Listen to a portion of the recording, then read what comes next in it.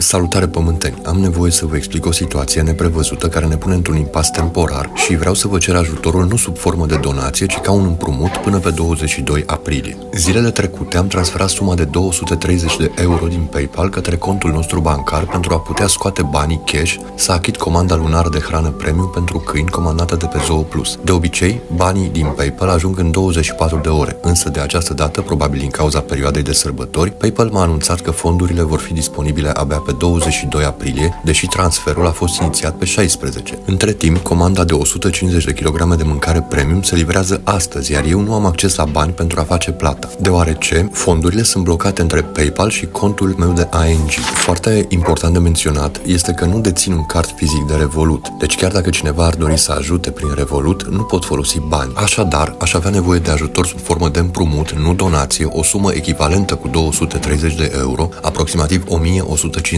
de RON, dar această sumă doar până în 22 aprilie, când fondurile pentru mâncare devin disponibile și pot returna integral suma. Pentru transparență, în acest clip am inclus detaliile transferului din PayPal și notificarea cu data estimată în care vor deveni disponibili. De asemenea, am inclus și notificarea de livrare făcută astăzi de către curier. Dacă cineva poate și dorește să ajute, vă rog să mă contactați în privat pentru detalii.